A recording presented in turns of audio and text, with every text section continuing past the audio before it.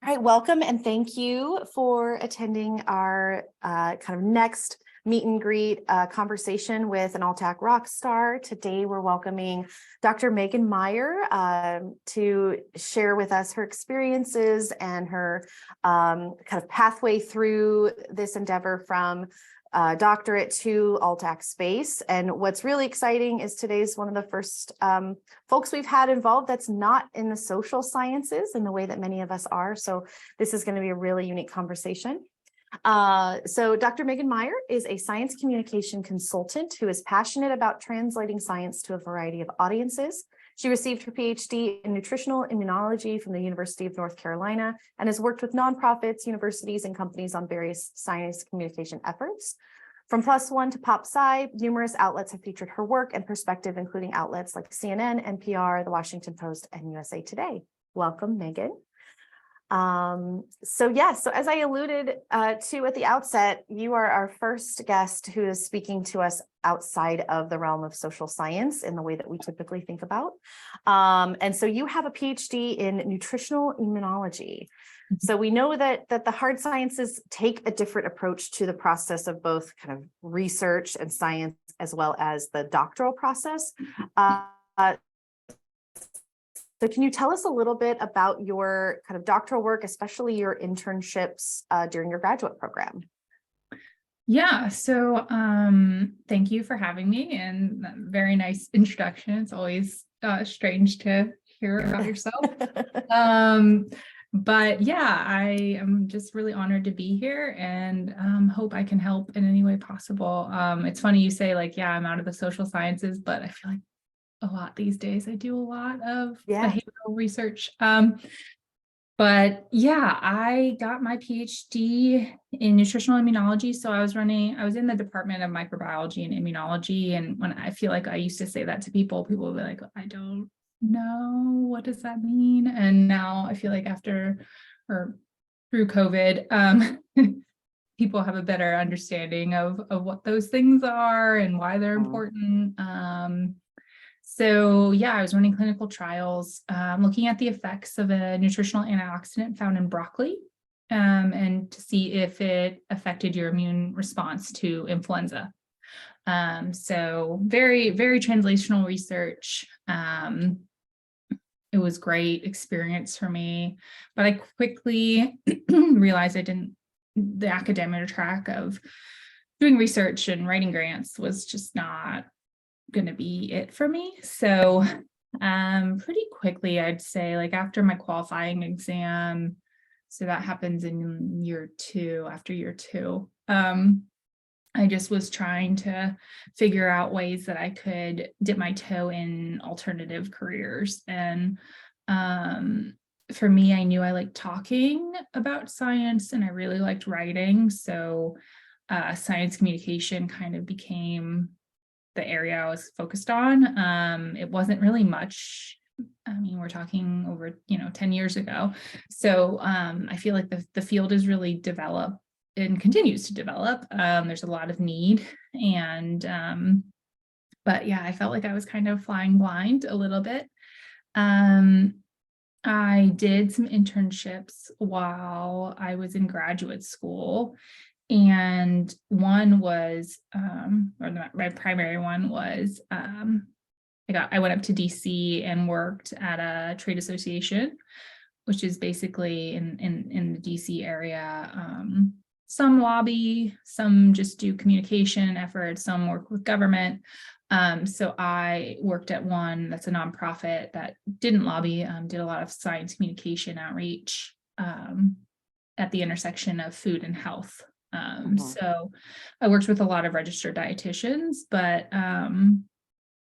it was still kind of even why are you here? What's going on?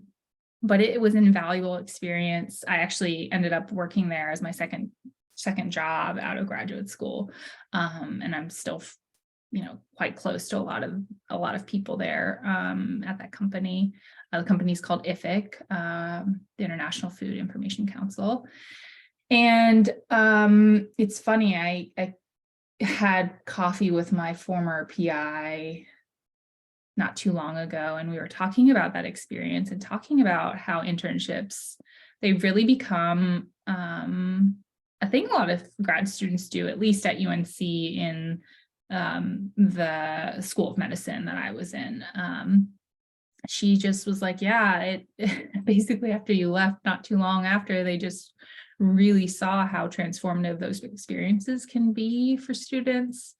And I guess the NIH started funding some opportunities for like 8 to 10 weeks, 8 to 12 weeks. So I was like, that would have been nice. I wish I had that. But she was just like, man, you came back and you had like a fire underneath you. Like you knew what you wanted to do. You had that experience. You knew that there was a path. And yeah, it's true. I came back in the summer. I was there for 6 weeks, maybe.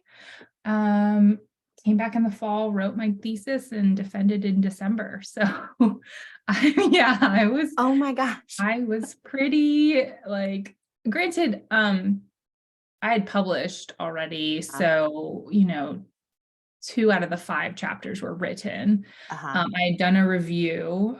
So a lot of my first chapter could be taken from that review. But still, yeah, it was quite a busy time and applying for jobs. Oh my gosh. That's just an impressive timeline. But I think a thing that strikes me is how that reflects just your level of motivation, or even just your level of like exposure and skill to this new environment or this different environment to conduct the work you wanted to do, which I think is really of interest to our audience, where in a traditional sense, most people are doing a more traditionally oriented research assistantship or teaching assistantship that's within the university, within grants, within that department. And sometimes it's looked down upon to move into those spaces outside of. What advice would you give to somebody who just may be seeking some of those other types of opportunities? Yeah, it was a very big challenge for me. My department is particularly, it's like one of the older, departments in the sciences, and it has a lot of prestige behind with academia. So I definitely felt like an outlier. I felt like very different from my cohort. No one was doing this. So I guess the advice I would give is get as much experience as you can to really make sure that this is the track you want to explore, and then also lean on, for me, what was really helpful, I had the graduate school that admissions office and graduate student support at UNC. It's called TIBS, and they're just all about career development and career guidance. And so for me, I got plugged in with them on different, I think I wrote for the TIBS blog. Like that was one way I got some science communication experience. And I was very familiar with a lot of the staff. They knew me, they knew what I was looking for. They would reassure me I wasn't, I'm completely lost at wanting to do this and wanting to explore it. I also joined some graduate professional societies. So Graduate Women in Science was really helpful for me. I joined as a member, but then also became like an officer. And so not only did I have some leadership experience that I could talk about in my interviews for jobs, it was a great networking opportunity for folks who were mainly in pharma, especially in this area. And I'm based in North Carolina in the Research Triangle Park, but there were some science writers, medical writers, so I could kind of hear what those careers were like. And they were, what was great about that facet was it wasn't just graduate students, it was postdocs. So I could talk with folks who were a little bit more senior in their career, but not like, tenured professor, or, it just didn't feel as out of reach, I suppose. Yeah. Oh, that is such great advice. And one of the threads that I think really hits for me that you described at the outset is really just exposure to Yeah. all the kinds of things that are out there that you might like to do, but also that you might not like to do. And that really resonates with me. I think in a traditional program in our field, you can get that sense of feeling stuck because you don't have those exposure opportunities. So really branching out, I think, is just such great advice. So I know a part of our conversation is really pivoting to kind of your non-academic work and kind of situating in a variety of activities, but your main work is around science communication. So can you describe or define science communication for our audience? Yeah, to me, it's translating high level concepts into things that are more relatable. And so it can be data, it can be themes, it can be, goals. It's just making things more interesting for people and more relatable. Yeah. So as you describe, or you provide that definition, is there kind of like a snapshot example of something that you've communicated that might help describe or like bring this to life a little bit? Yeah, I think for me, I was actually talking to my husband about this. I worked on so many different campaigns and I continue, but one that I'm still really like passionate about is MSG. And my husband was buying ramen. We weren't feeling well. So that's like our go-to snack and feel sick food. And it didn't have any MSG in it. And I was just like, oh my gosh, like, it has a long sordid history of that I don't think a lot of folks are aware of. I also don't think people are familiar of some of the benefits that come along with MSG. So, and it can lower your salt content by about a third. It's found in plants and foods like Parmesan cheese. It's found in tomatoes and mushrooms and walnuts and delicious things that, we all enjoy. But if it's on a label, it freaks people out. And simply it's salt and an amino acid, which are the building blocks of protein. So, I think that MSG has such an interesting, compelling, twisted history, and it's just something that I love talking about. And I've did a lot of social media campaigns around it, using some of those just little stats, like you can lower your salt content by a third just by using MSG. It doesn't cause migraines in people, like it's just a salt and an amino acid. So we eat salt and amino acids throughout the day. So I think that's curious, like where I've never heard that. It's like, so where did that kind of hoax, so to speak, come from? That it's bad for you? Yeah, it came about from an article, I believe, in New England Journal of Medicine, many, many, many decades ago. I want to say in the 30s or 40s. And the physician that wrote it up called it Chinese restaurant syndrome. So there's a lot of xenophobia and racism also kind of woven into this story. And people were associating the types of foods that they were eating with headaches. And they've even done studies where they've given people several grams of MSG on empty stomachs. And that has resulted in, maybe some minor side effects, but who's eating 3 grams of MSG on an empty stomach? No one. We're talking about milligrams, which is, 1,000 of a gram. So, it has a very long, twisted history that I just don't think people think about and know even about. And once they hear it, they're like, wait a minute, that's really interesting. I didn't know that. I didn't know that there's natural, it's found in nature and some of our most delicious food. It's that umami taste. Like umami has such a positive health halo around it. I feel like MSG is misunderstood. And that really is like everything, right? Like the more people understand about an issue, the more the more they understand. So, all right, thanks. I was just curious about that. No problem. Thank you for asking that question, Shelley. It's an origin story completely reveals what you shared earlier, Megan, that you were absolutely doing work in the social sphere. I mean, that is an origin story of like epic proportions, especially its ties with xenophobia. Because immediately MSG, I conjured Chinese food because that's the threat. That's the information I've been held. I had no idea it was not a naturally occurring substance. So Yeah. learning Fish all the sauce. time. I mean, it's like in every culture. All the good things. Yeah, delicious things that, you know, you're not going to take Parmesan out of your cooking or fish sauce if you love Asian food. So yeah. Wow, thank you so much for sharing that example.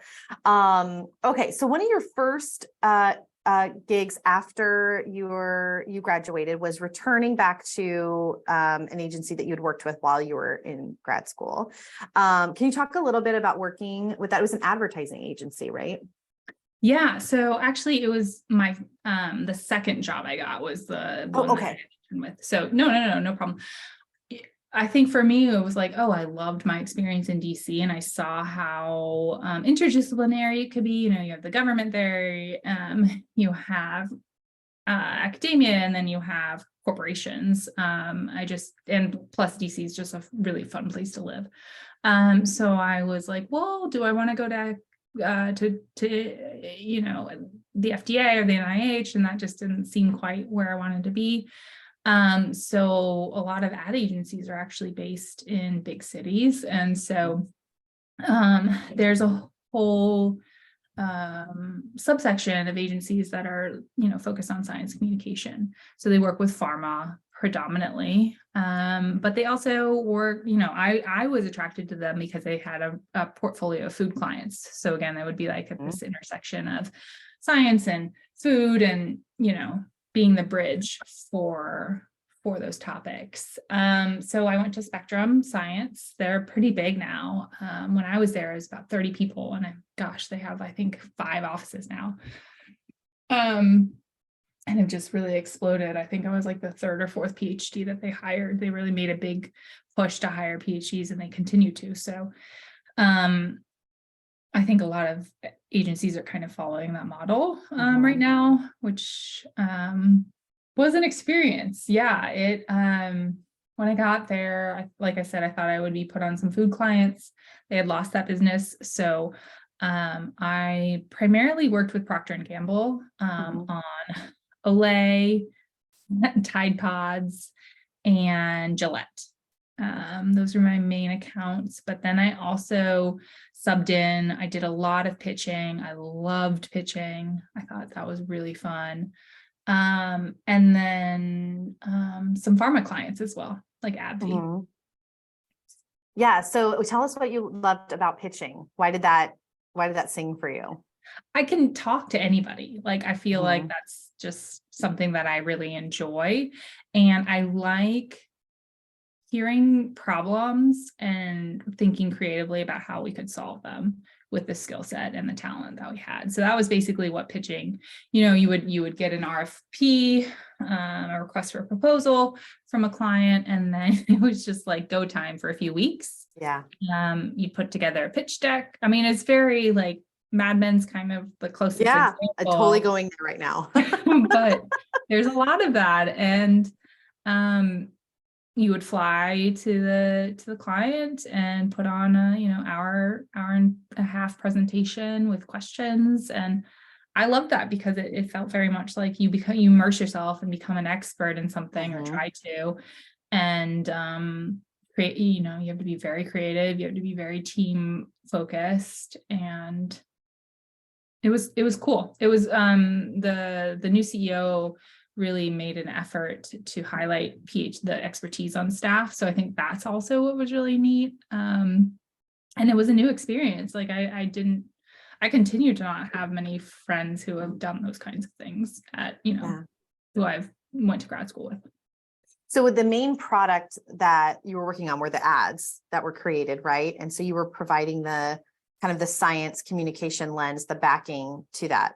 Is that? Yeah, some were ads, some were internal documents or like fact sheets, or some were videos, websites. It really just depended on the client. Like for Tide Pods, it was like the whole Tide Pod eating, ingesting era. Yeah. Tell us more about that. Yeah, so I just learned so much about the technology because I had to understand like how it was made, and I had so many calls with engineers over there and learning about the different layering and the different packaging. And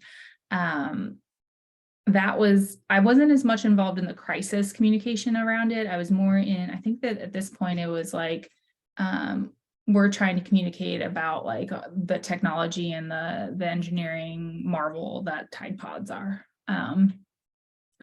Gillette was interesting too. I learned about angles of blades and Wow.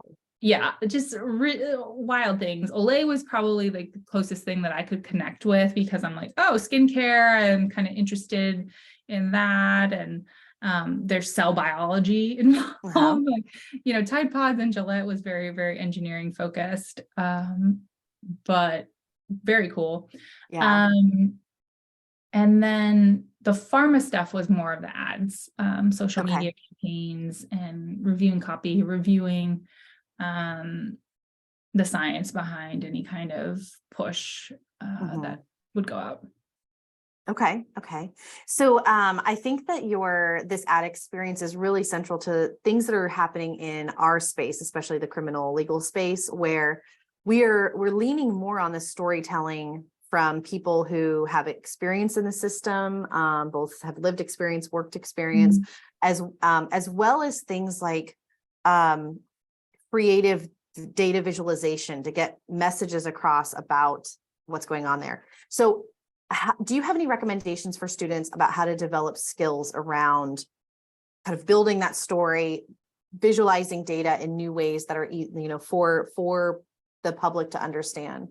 Yeah, I feel like that's the $1 million question and continues to evolve, right? In terms of building a story, to me, it's like, how do you bring people in? How do you get their attention? And a lot of it relies upon emotion, having the emotional connect. For me, I worked on a lot of rare disease. So I think that in of itself kind of made it easier to get that connection going. People just hadn't heard about some of these disorders, and some of them had quite severe complications or were pediatric.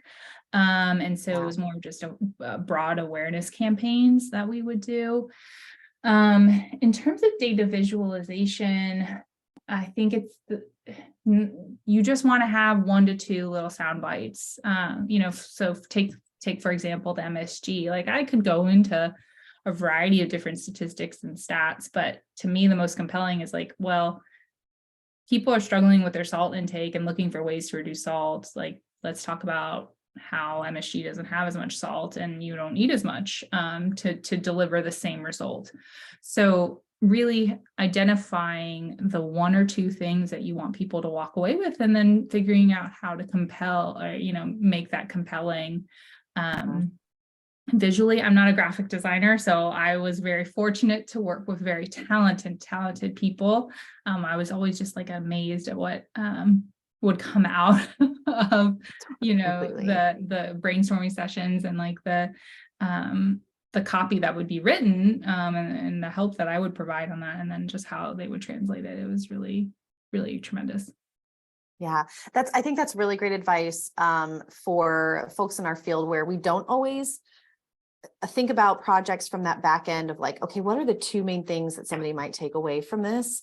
I myself included, can get really caught in the minutia of it all, because it's all important. It is all important. It truly is all important, but it's not important to everyone.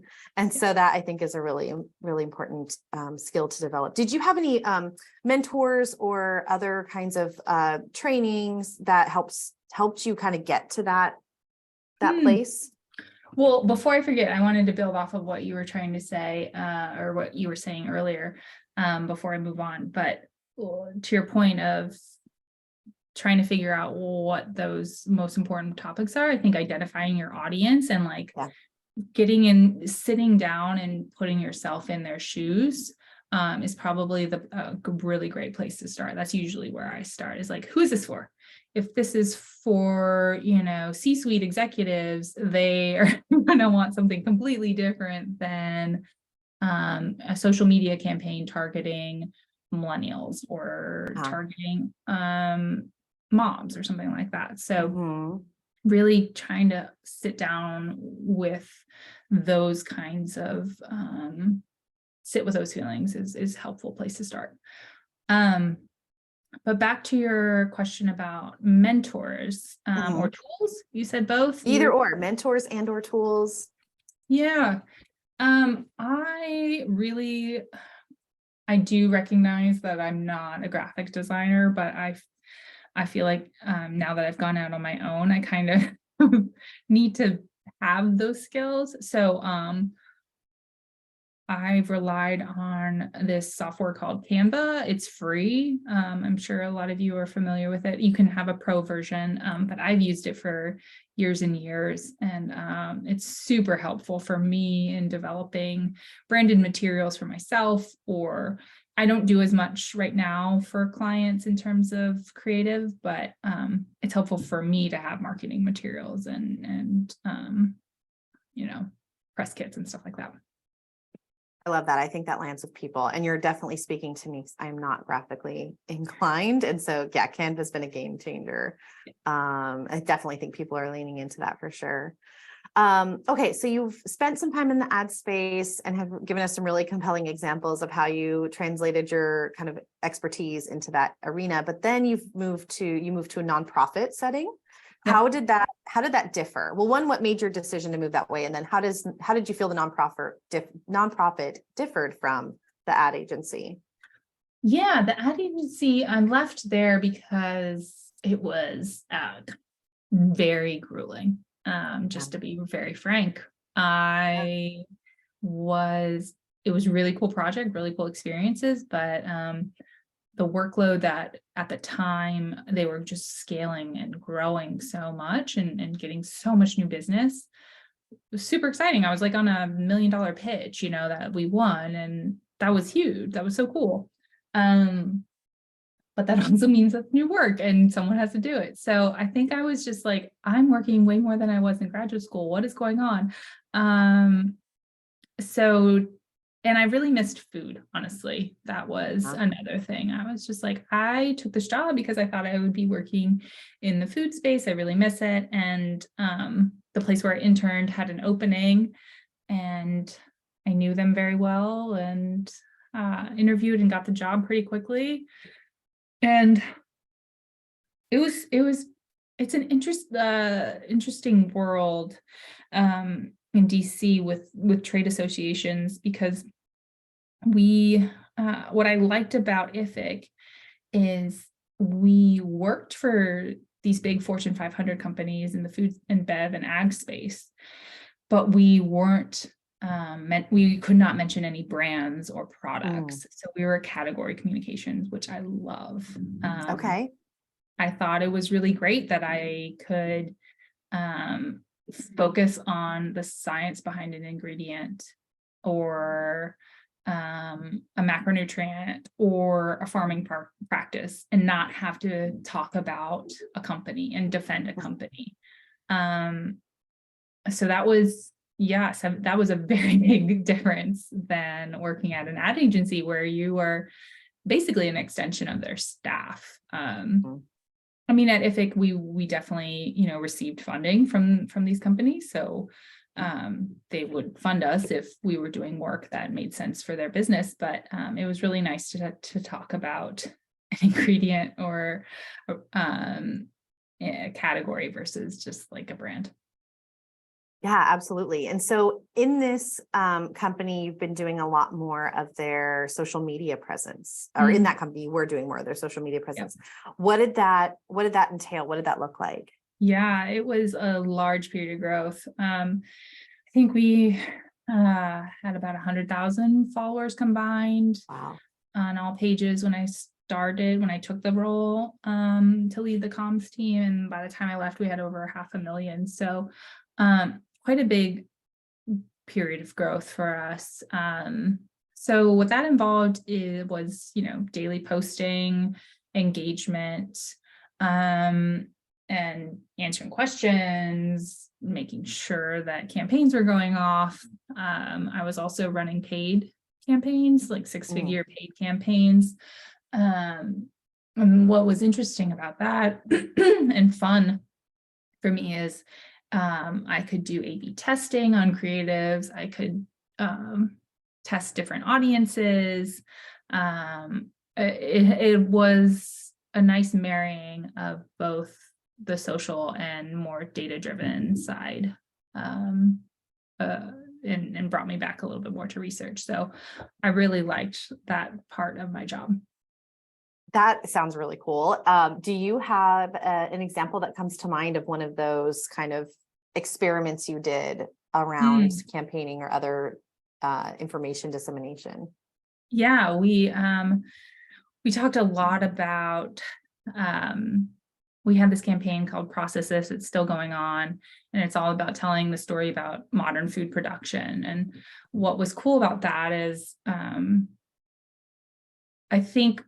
I know processed food gets a terrible rap, right? And there's some reason for why we shouldn't be eating empty calories of processed foods. There's a lot of reasons, right? But there's also another whole branch of processed foods that are healthy and convenient and affordable, which I think really resonates for folks these days. So, yeah, we talked a lot about whole grains and different packaged foods that have them. And what was really cool about that campaign is interacting with the young, Gen Z and millennials and kind of bringing them along. They were actually more like open to it than I felt like older Americans. So it was kind of cool to see the different splits amongst generations, and seeing also what topics were really hot button issues. Like GMOs were, when we started the campaign, so this was 5 years. So early on, GMOs were just like not okay. But then you could tell like some kind of shift had happened, or shifts taking place, and people were much more open to the idea of GMOs and CRISPR in food. And so that was kind of really fascinating to watch. That's really fascinating. And I think that your social media work really is a good segue to talk about your pop science writing. So can you tell us a little bit about what that is and what the outlets are? Yeah, so that was another, I think I developed that skill at my first ad agency, pitching. I think there's a common theme that in our conversation is I like to talk to people. I like to get to know them. I like to follow up with them and just kind of see what they're working on and hear what they're working on, and then figure out how I can help. So at IFIC, I worked with several registered dietitians and a few other PhDs. They hired PhDs after me, which was cool. And so it was just really easy to, not easy, but it made a lot of sense for me to reach out to reporters and say, hey, if you're writing a story and you need a quote, here are my colleagues, here's myself, here's our expertise.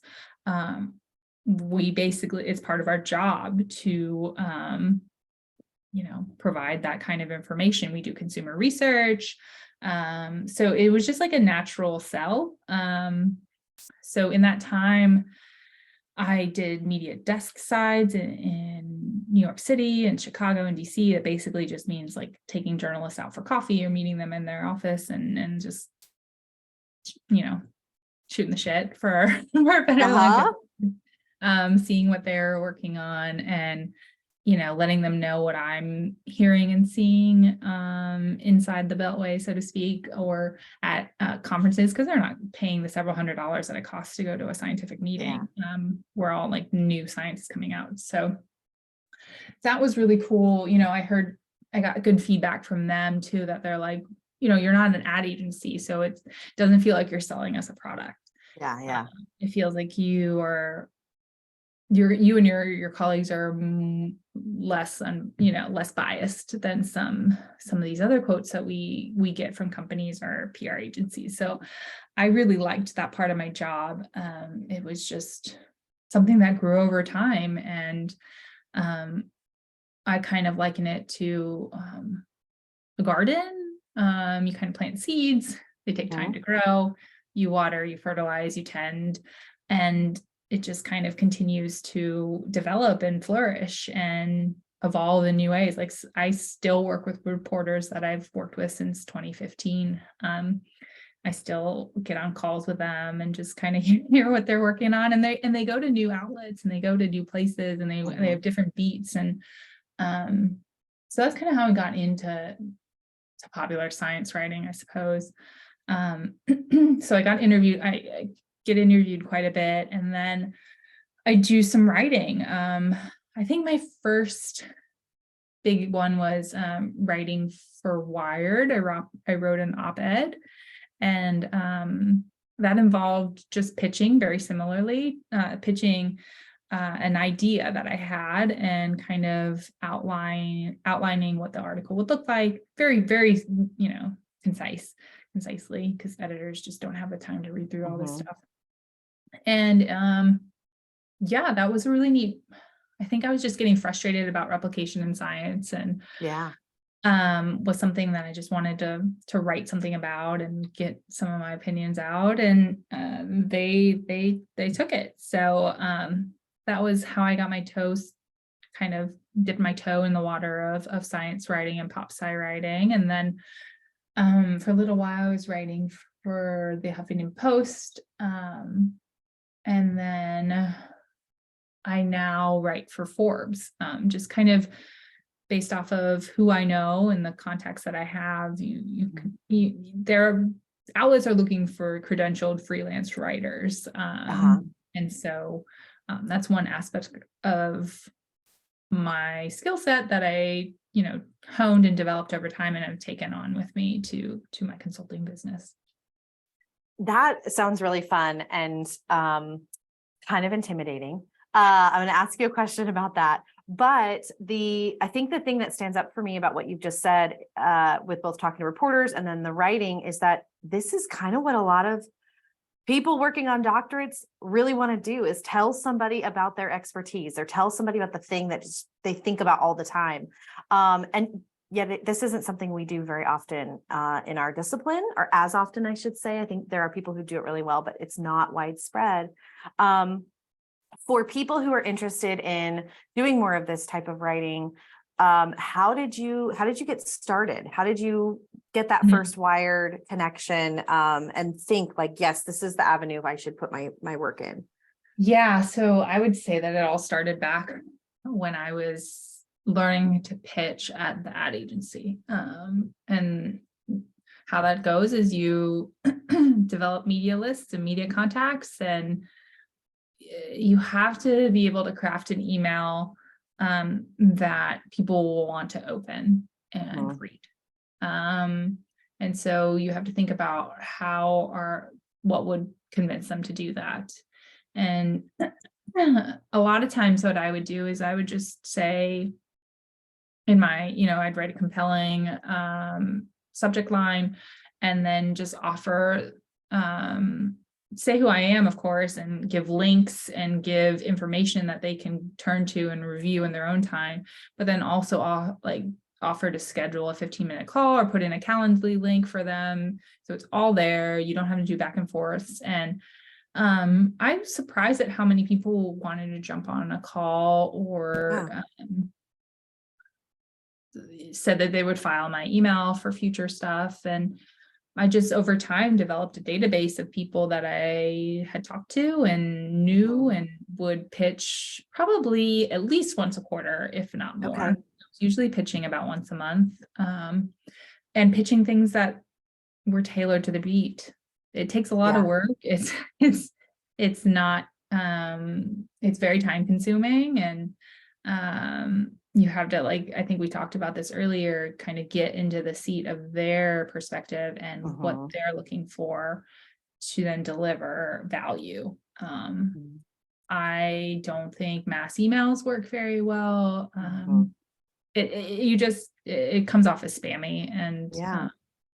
you have to rise up from the hundreds of emails Yeah. that you receive a day. I'd love to follow up on like a really specific part of what you've just said. So the subject line, and I think this like plagues, I don't know, maybe I'm speaking for me, like plagues all of us when we're reaching out to somebody we don't know, or like someone we really, really want to connect to. So can you remember or think of like, what was the subject line that got you connected in the Wired article, or just any other one that stands out? Like, how would you go about developing that subject line? Well, first you have to find the right person. Mhm. So you have to do and get their email. And so I think for Wired, it was, I found the editor that does op-eds, and in the subject line put, PhD, gosh, I should probably dig it up, but just like PhD thoughts on replication in science. And then probably put op-ed opportunity, PhD's take on replication in science. That way they could, Okay. think about something that if you got it in your inbox, would you click on it? Right. How does it look different? A lot of them were, hello, introduction, hi, PhD RD resources available kind of thing. So those were the specific subject lines that I feel like worked the best. Yeah. So one element of this kind of popular science writing that I've done one time and was really hard and really different, and I had zero training. Yeah. Are there places, or what advice might you give someone to help develop these types of writing skills? Because they are not academic writing skills. No, it's not academic. For Forbes, I'm writing like 800 words, 1,000 words. It's trite, but it's just, I think, experience just doing it and doing it on lower stakes. So I mentioned that I did TIBS blogging. TIBS was the Office of Graduate Education and Student Support or something like that at UNC. And, that's where I was able to write. So I don't even know what I wrote about, but I'm sure there were 500 to 1,000 words and on a topic. And so kind of I think everyone hears about the successes of people ahead of them and think that it's A to B, but instead it's A to Y, 25 steps in between, right? So it's very easy to get, and then that's intimidating because you just don't know where to start, and you don't have bite-size path, steps to make that path happen. Yeah. No, I think that's good advice and very real advice. And I appreciate the idea of lower stakes, because we do get wrapped up in, oh my gosh, what if this gets rejected? Because it feels so foreign after you're in your doctoral program for so long. Yeah. Okay, so for the last portion of the conversation, I'd love to pivot to your move into consulting. So you're now no longer in the nonprofit sector, you are working for yourself. So can you talk a little bit about the decision to move that direction? And then what does consulting mean for you? What does that look like for you? Well, yeah, consulting meaning for me is, I feel like it's so new, it's changing all the time. Okay. I'm trying to say yes to most things and just kind of, and then reflect on what I like and what I don't like, and have that kind of navigate where I go. But it all started in the pandemic. I wasn't leaving the house, unfortunately. So work came my way and I really liked it. I took it. It kind of landed in my lap. So I was very, very fortunate to just have people refer projects to me. And I took on a few clients and projects and really took to it, really enjoyed it. It's kind of like, being at an ad agency, but being able to control the funnel and decide on the projects that I want to work on. So I had been at IFIC for about 7 years. So, I mean, longer than my PhD. It was the longest tenure I've been anywhere. And just kind of thinking about the next step, like, do I go in-house? Do I, like, at one of these food companies?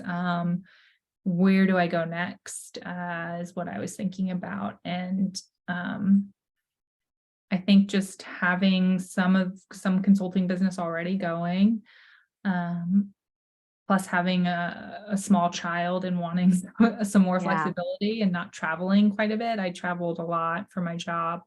I mean, not, I wasn't traveling 25% of the time, but, once a month sometimes.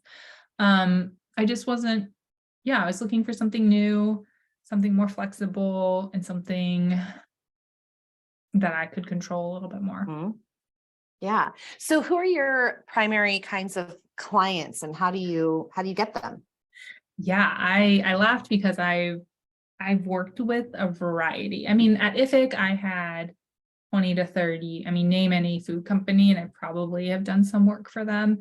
Mm-hmm. So that certainly gave me, it's not like I just was like hanging up a shingle and didn't know anybody. So I wouldn't recommend anyone starting consulting that way. It does feel a little weird being at my stage and being like, yeah, I'm a consultant. I still say like, oh, I do contract work, but I'm trying to, put on the brave face and the big face and say I consult. But so that certainly helped. And just your network, having a pretty rich network.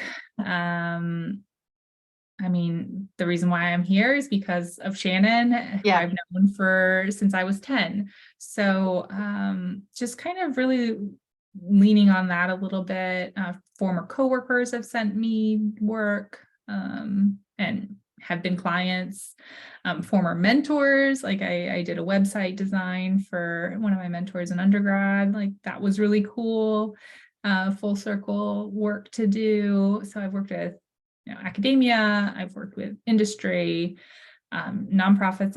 I did some retainer work with my old company, so they put me back on.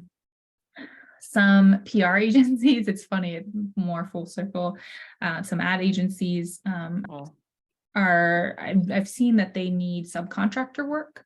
So for when folks go on maternity leave or they get a big pitch and they need to staff up very quickly, having someone that they can throw on for 20 hours a month or something like that has been, I've noticed that's been a particular need that I can fill.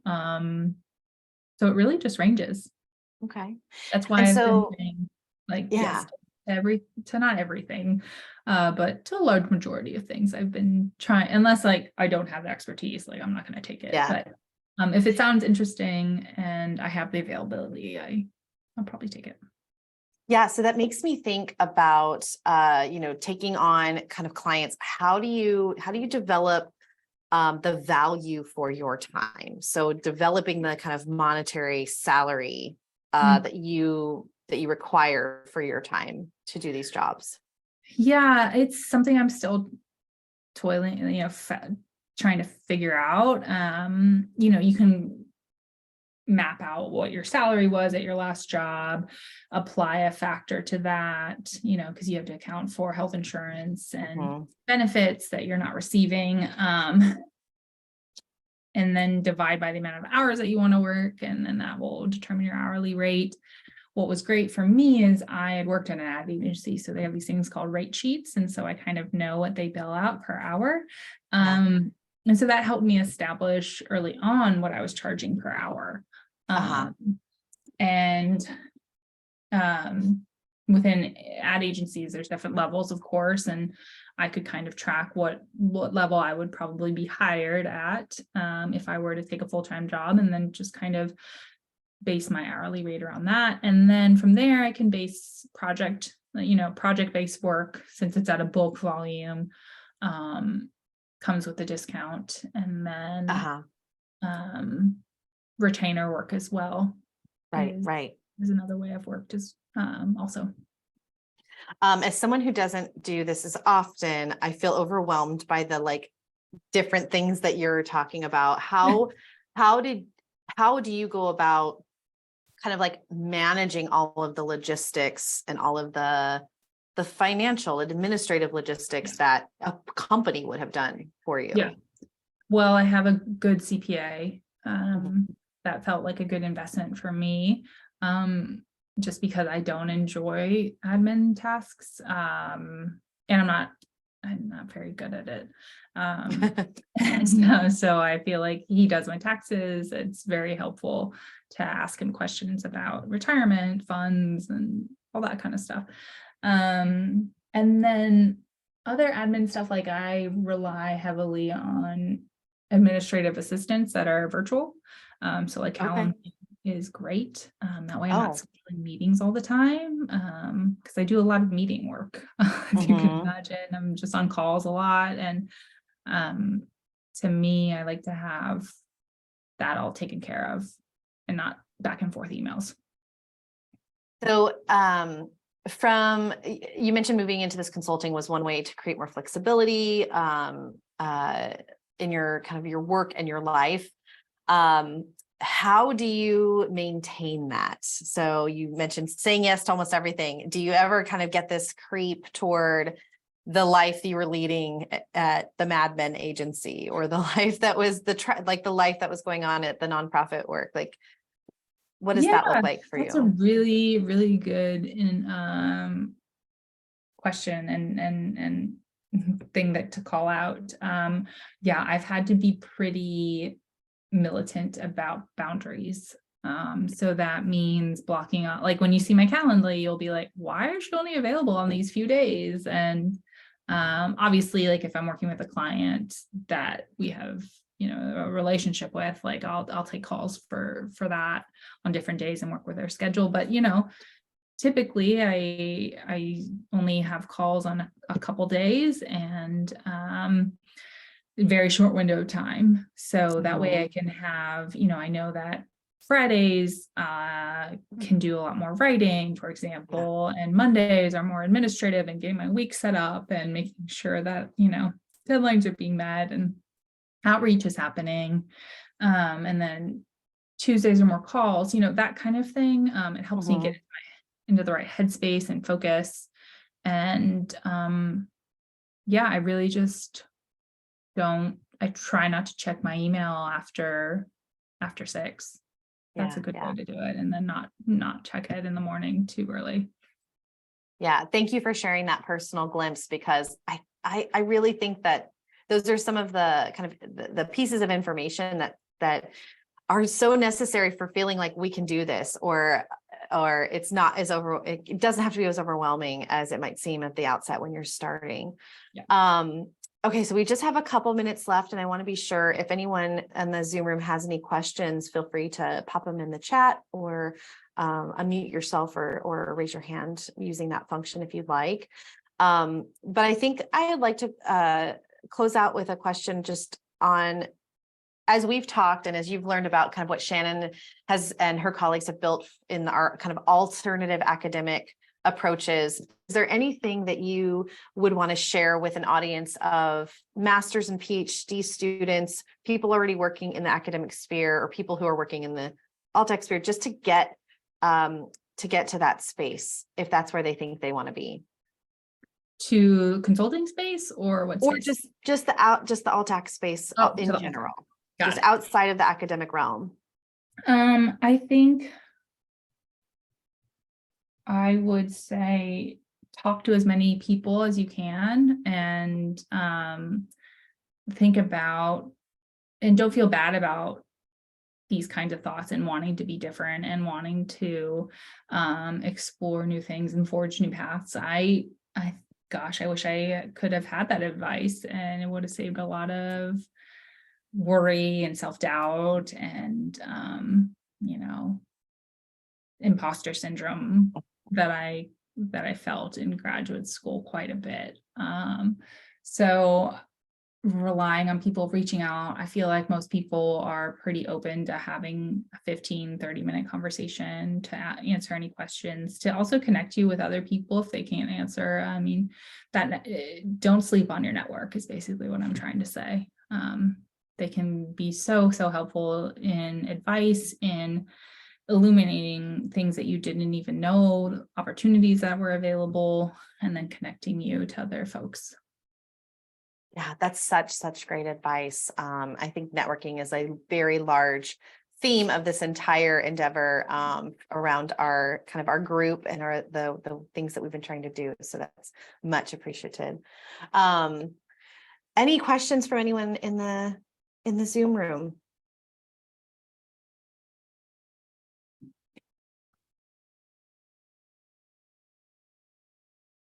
Okay, well, I'm sure, I'm sorry, go ahead, please. Thanks, Kim. Thank you so much, Megan. It's been really interesting listening to you. I just was curious about, I've heard a lot about like how networking can help you, get a position, find jobs. I don't know if you had any thoughts about that or any experience, rather than just going the traditional route of looking for job posts. Oh yeah, I am a big believer that most positions come from a personal connect. I mean, that's how I've pretty much all of my business has come from networking. Because it's having the personal relationship or having someone else vouch for you goes so far in the hiring process or in just, project-based work. My husband, just like I know so many people who have found jobs or are looking for jobs, and the first place they go to is their network and just trying to see what's out there. I just think it's the way to go versus LinkedIn job posts, that kind of stuff. Obviously that's a way to go, but first start with your network. I think that's a huge first pass. Thank you so much. Wonderful. Thank you for that question. And yes, and then in honoring the time, we are right at the end point of the conversation. And so I'm so grateful and thankful to you, Megan, for taking the time out to talk to us, provide this advice and this story for our audience. And I'm sure that if they want to connect with you, that we've got that information, I think via Shannon or via the AltAc space. But again, just appreciative of your time and commitment to this group. Yeah, thank you so much for all your questions, and happy to answer any others that come offline. It was a real honor. Awesome. All right. Well, thank you to everyone, and this will be posted soon. And I will stop.